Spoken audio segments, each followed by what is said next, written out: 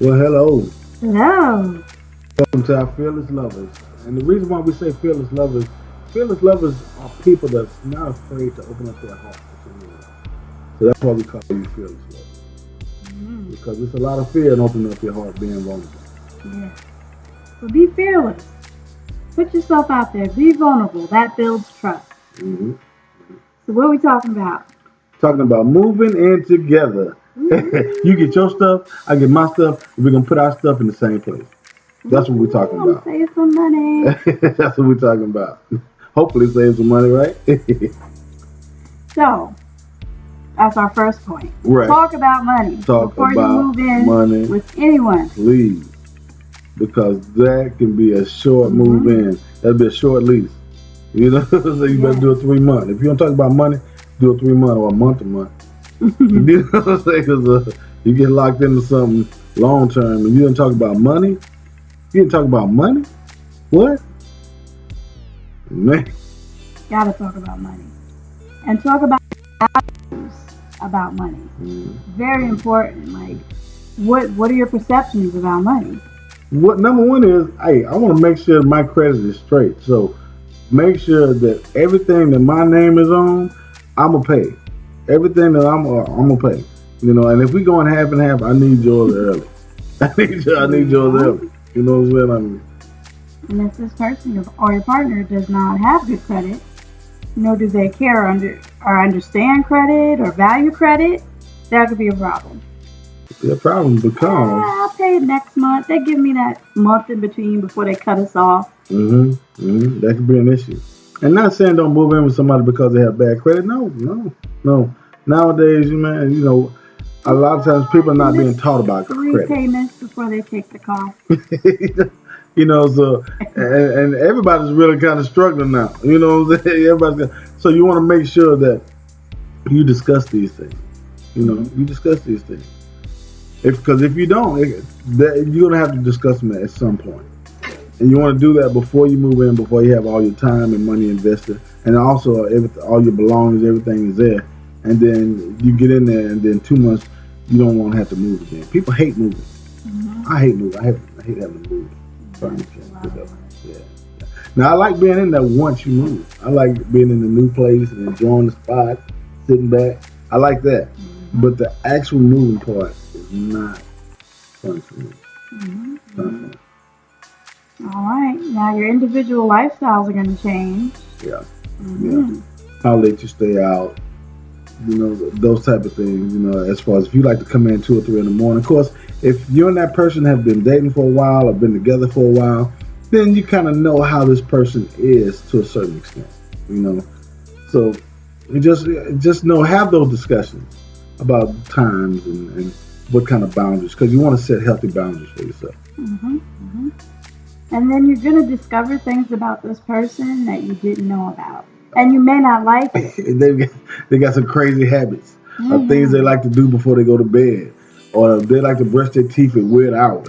You know, take strange showers. And when I say strange shower, it could be showers all times of the day, and maybe they take 2 or 3 showers. You know, a lot of times people can hide things when you're dating, but when you're living with each other, that's when, hey, all the gloves are off as everything goes. Because I'm at home. And now you got to work through all these differences. So just know you're going to have to work through your differences. And you're going to realize that you do have a lot of differences. Right. And if you find out a good way to communicate and talk about your differences before it turns into an argument and those type of things, then you'll have a happy time together. You know, you'll enjoy it. You'll enjoy your time together. But if not, it's some work. It's some work. Yeah. So those weird habits, maybe listening to the TV very loudly. You know what we hear a lot? We hear about people playing games like computer games and things like that, and they're not paying attention, or maybe using up the television, or, you know, those type of things. They say that, you know what, we don't spend as much time as we used to because he's always on the game or she's always on the game. And let's get it on the phone. We hear that a lot as well. And what's funny is, before you move in together, you don't really realize how much that person is on the phone. But when you move in together, when you start spending quality time, sitting on the couch or wherever, You know, then you start realizing that, oh man, this person's always on their phone, or they're not paying attention to me. Mm-hmm. So tell them about when we first moved in with each other. When we first moved in, my wife is always plugged in. So she's always on the computer and doing whatever, posting, writing a book, working on a book, working on dissertations, like doing a bunch of different things. So I kind of felt like, man, she's always on her phone. But the reason why she was on her phone because she was working.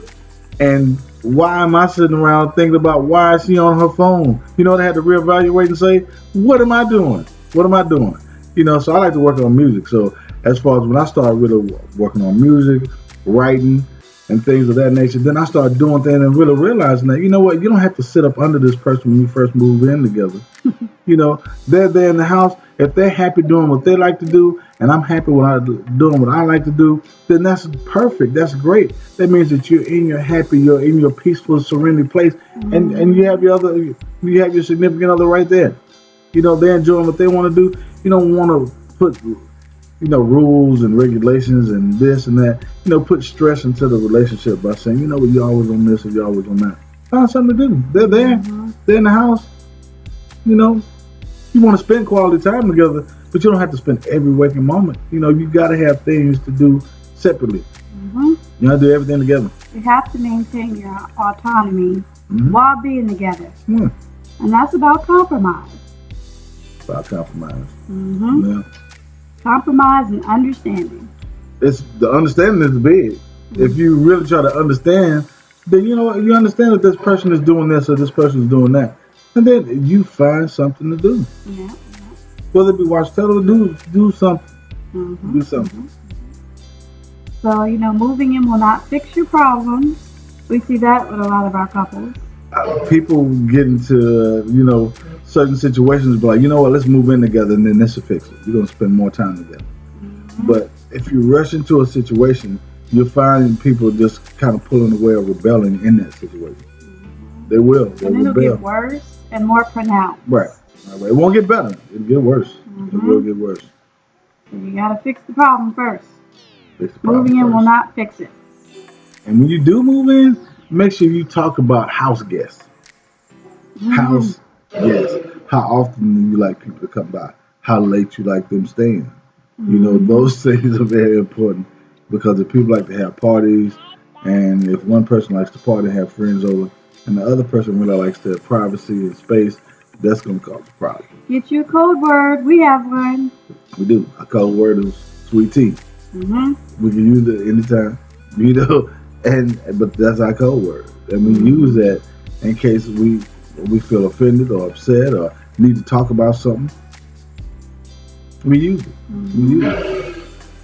And at times, people overstay their welcome. See, a lot of times, that's why we use our code word. Some sweet tea. Oh, my wife. I need some sweet tea. Yeah. When my wife says I need some sweet tea, who's ever been at the house, they've overstayed their welcome. They overstayed their welcome. So guess what? That person it's time to start exiting the building because that our home is our sanctuary, and sometimes we need our peace. Mm-hmm. And we're not to be rude or anything like that, no. But you want to have your peace. Maybe you worked all day. Maybe you don't really want to have company over. It could be a lot of different things. Mm-hmm. But whatever it is, just know that you have that communication with each other. Communication is key. It's the key. And fearless lovers gotta communicate, and you gotta fight for your peace. Yes. And improving your communication will bring you peace. Talk about it. You can love fearlessly. Yes. Yeah. Don't be afraid to share your heart. Yeah. All right. So we just wanted to announce that we have our course that is up online. You can purchase it. It's 12 weeks to help you fix your relationship. So please, you can find it on our Facebook page, Instagram page, our website. You can reach out to us, comment on the video post here, ask questions. We're available. We're a resource. Yes. Also remember, if you see a post, hit the like button, repost it, tell your friends, tell your family. If they have any questions, anything like that, we're here. We want to answer it. We're here to help. And this is our life purpose, our life mission. Yes. To help people improve their relationships so they can live fearlessly. And love fearlessly. Yes. Courageously. Yes. So we want y'all to continue to love. Also, continue to look within to build yourself. Strengthen yourself from within so you can love, so you can recognize when someone loves you as well. All right? All right. All right, fearless lovers. Have a good Ma's life.